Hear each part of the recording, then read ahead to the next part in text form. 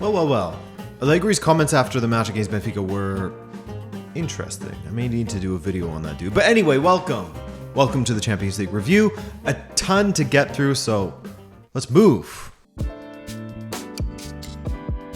Liverpool responded quite well after their shocking display against Napoli, a performance that Klopp actually called the worst since he has been at Liverpool, which is quite the statement considering this is his 7th season with Liverpool. Have you guys actually heard about his 7th season curse, by the way? Perhaps a video to be made there as well. Anyway, inviting an Ajax side who have been so good this season would not have been a massive welcome, but they got the 2-1 win in the end thanks to a Joel Matip winner. Liverpool dominated this match, by the way. They deserved to win, but their presence in the box was poor again.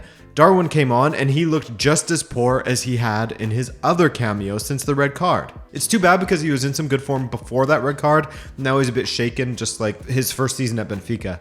I still believe in him though, just some bad form right now alongside with the entirety of Liverpool pretty much. I think he'll still come good.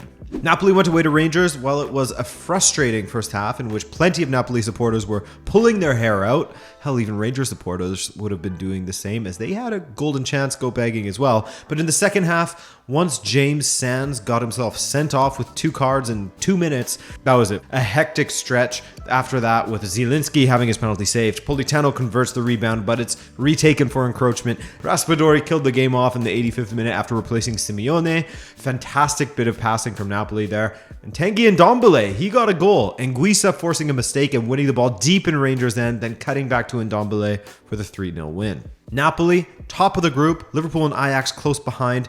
This should be a fun one, man. It should go right down to the wire. Club Bruges. What a result. They go away to FC Porto, allow Porto to pepper them at times, and yet they were ruthless in their finishing and in their chance creation. Well, Porto, I mean, it's not as if they didn't have opportunities themselves because they did, and they were wasteful. But the way Hofkins has this Brugge defense playing, fantastic. 4-0 Brugge, away no less, massive. Meanwhile, Porto's backline are still filled with errors, plenty of sorting out for Conceição to do. Oh, and are Leverkusen finally waking up after their sleepy start to the season? Speaking of, it was a sleepy first half in general against Atletico, but a few minutes into the second half, Schick hit the bar, followed by Hlozek's header hitting the post. Comical, just as comical was his opportunity in the 70th minute when the ball kept on bouncing off of him again and again, but he couldn't just tuck it away. No matter, they sorted that out late on the match as Frimpong grabbed 2 assists, Andrik with the first and Diaby with the other. The Hudson-Odoi Frimpong Diaby link up could be spooky. So, Club Brugge with 6 points as they will face Atleti next, while Leverkusen and Porto face off. If Leverkusen and Atleti end up winners in the next match day, that's a big hill for Porto to climb. Man, Bayern and Barcelona are messy at the back. Bayern in particular were pretty horrid in that first half against Barcelona. Risky passes from the back that aren't finding anyone but opponents in dangerous areas, which bred unnecessary opportunities for the visitors at the Allianz Arena. That said, Lewandowski will have thought that he should have had 1, maybe 2 goals after 45 minutes. One he did incredibly well to control and then rip it just over the bar. The other, his header too close to Manuel Neuer. Neuer had a few saves to make, as there was of course that Pedri opportunity in the first half. What I will say after 45 minutes was that they were pretty equal, with Barcelona looking far more dangerous and Barcelona unlucky to not get a penalty when Davies tripped Dembele. Absolutely none of the ball, seen them given for far less. Davies got away with it there. But you know what? You don't take your chances, you get punished. And there are few teams in the world that can punish you for that very mistake like Bayern can. A few minutes into the second half and they were 1-0 up thanks to Hernandez converting from Kimmich's corner. And later, Sané looked as sharp as ever and we thank the football gods for it because an informed Sané is amazing to watch, isn't he? 2-0 just like that. Barça had opportunities, tons of them, some of the best ones falling to Pedri, but they failed to take them. That was the story of the night for Barça. Bayern with their ruthlessness, Barça shot shy in front of goal, even though they could have scored 3 to 5 goals in this one. 2-0 to Bayern. In the other match, Inter beat Victoria 2-0 with goals from Dumfries and Dzeko. Again, I don't mean to be rude. It's not that I don't respect Victoria or something. It's just that they are unfortunately in a group where no matter who they are playing against, I'm watching the other match. They play Inter, it's Bayern Barça. They play Bayern, it's Inter Barça for me, you know? Anyway, Edin Dzeko with a goal and an assist. His goal was tidy as he curled it low and hard to the far post, perfectly placed. And in the second half, with Victoria down a man, Dzeko rolled it into the path of Dumfries, and he slapped it past the keeper. As you can see, Bayern are the leaders after 2 match days with 6 points to the 3 held by Inter and Barça. Ruben Amorim's 5-2-3 shape when defending made Sporting just too much to handle for Tottenham. An Amorim masterclass once again, as Sporting are doing far better than I expected defensively. I knew their attack would get up and running, I knew that, but just overall, they're looking great now. Hugo Lloris actually kept Tottenham in this game on a few occasions, but eventually, the French wall was brought down with a glancing header from Paulinho from a corner, and you simply cannot argue that it wasn't deserved. That set the stage for another goal, this time an individual effort from Arthur Gomes as he megged Emerson Royal. Another smelly match from Emerson. And then Arthur Gomes megged Lloris. Sporting were balling on these guys. I mean, you remember that Marcus Edwards chance in the first half that Lloris saved? This could have been worse for Tottenham. 2-0 the final, and that's kind to Tottenham in my opinion. Frankfurt has arrived. Frankfurt has arrived with their 1-0 win away to Marseille. A bit surprised by this one in some ways, but it's also believable in others. Eintracht Frankfurt are a solid team. I mean, they won the damn Europa League. They're hugely talented and have a good manager in Oliver Glasner. Going away to the Velodrome and getting a victory is no small feat. That's one of the harshest atmospheres in the top 5 leagues in Europe. So a big shout out to Glasner and the boys. Lindstrom with the opportunistic goal. Kamada nearly made it 2 late on. So Sporting lead this group with a perfect record thus far. Spurs and Frankfurt are on 3 points apiece, while Marseille have some catching up to do, don't they? It was laborious at times for AC Milan, but they got their first victory of this edition of the Champions League with a 3-1 win over Dinamo Zagreb. The 3-1 scoreline is perhaps a bit unfair to Dinamo in my opinion. I thought they offered a lot once again. It was just in that final third where they were lacking. Know who was not lacking in the final third? Rafael Leão. What a player. Another assist for him as he was a nuisance all match long on that left wing. He set up Salamakis to make it 2-0 in the second half. While Orsic's goal may have caused a bit of anxiety at 2-1, Teo cut it back for Pobega to smash it in off of the bar for 3-1 Milan. The Graham Potter era is underway for Chelsea as they hosted a very, very difficult RB Salzburg side. Bit of a change of shape for Chelsea as Kovacic returned and played alongside Jorginho in the midfield of a 4-2-3-1.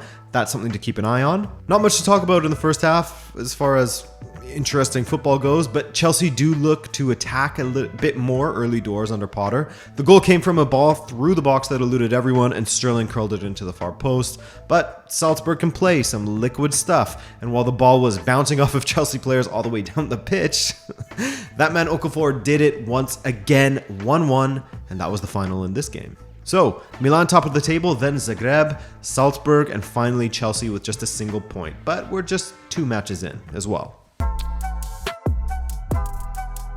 Celtic, man. I was watching this match at the same time as AC Milan, and every time it felt like whenever I glanced over at Celtic versus Shakhtar, I would see a Celtic player head in hands, lamenting a missed opportunity. That was the story of their night in Warsaw. Of course, Shakhtar's matches are played in Warsaw given the situation in Ukraine.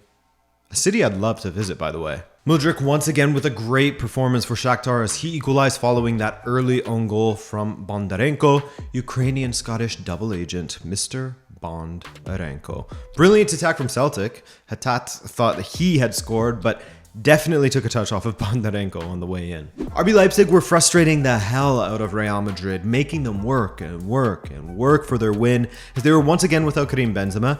No Hazard this time through the middle. After Rodrigo impressed this past weekend, he was given the nod once again for Real. You have to give a lot of credit to Leipzig though, as they did a fantastic job of keeping Real Madrid at arm's length for the most part. No gilt-edged chances to speak of for some time. Nothing that screamed Real Madrid domination, but in the 80th minute, Marco Rosa's team was finally broken. Vinny with some great wing play, squaring across the edge of the box to Valverde, who stepped inside and smashed it in. Valverde and that left foot are in some good form. Has he finally arrived?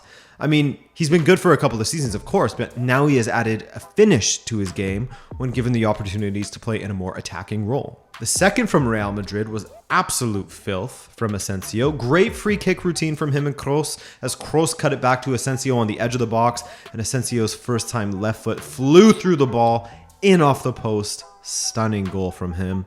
Real Madrid looking healthy at the top of the table. Shaq on 4 points, 1 for Celtic, none for Leipzig. Yikes. Over in Group G, Copenhagen and Sevilla played out a 0-0 draw. Lopetegui is just hanging on for dear life at this point. My favorite part of this match looked like Copenhagen staff, perhaps, had purchased a whole bunch of beers for the traveling Sevilla supporters as a way of saying thank you to them for making the journey out. You love to see that kind of thing.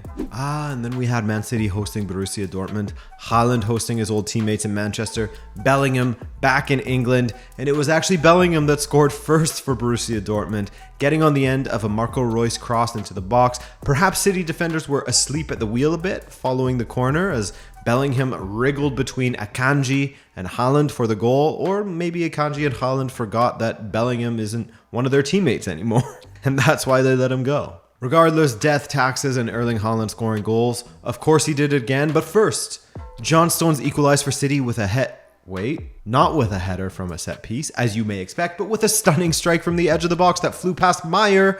I think Meyer was a bit surprised by that one as he held his hands up after conceding the goal. He should have had that one, let's be honest, but I think, at least he's going to say, he couldn't see beyond Schlotterbeck. Speaking of Schlotterbeck, he was talking a big game prior to this match about how he knows how to stop Haaland after playing against him for a couple of years. Well, life comes at you fast, man.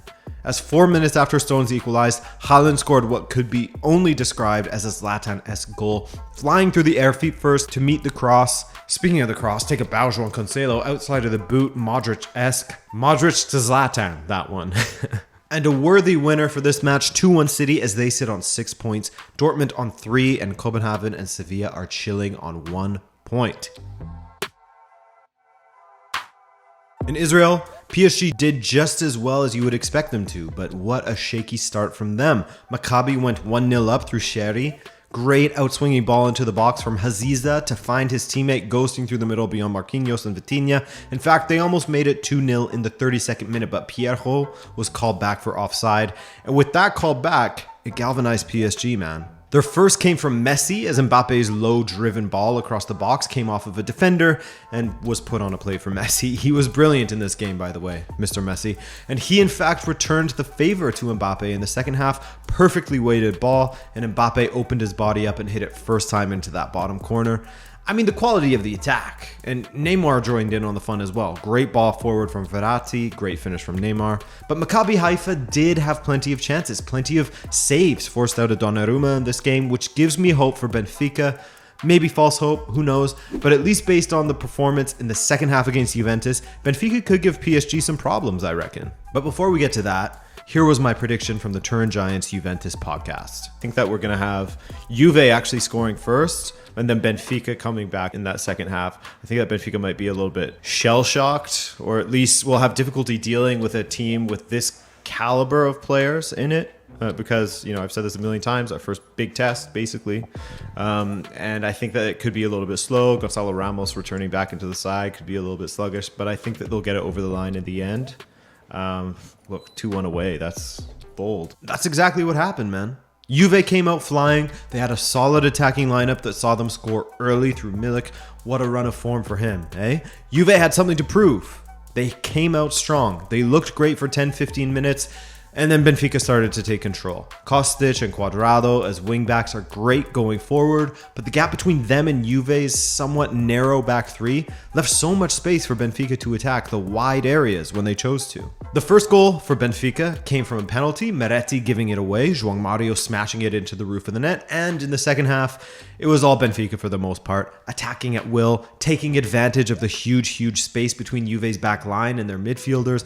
Honestly, the organization of Juve was pretty shocking. There were spaces everywhere that Schmidt made sure to take advantage of in the second half. Neres with the other goal for Benfica, 2-1. Both Di Maria and I left puzzled as to why Allegri subbed off their best striker, Milik. Yes, Milik is their best striker in this moment as Vlahovic passed more to us than he did his own teammates. Benfica win, and from 12 matches, how many has Roger Schmidt won with Benfica? 12. So, PSG and Benfica are both on 6 points as they meet in the next match day, while Juve and Maccabi are on 0. And that's it, fellas. Thanks for joining me. I hope your team made you happy this week, as mine managed to do. If you're new here and want more, like a video on Allegri perhaps, hit that subscribe button. Other than that, we'll see you next time. Ciao!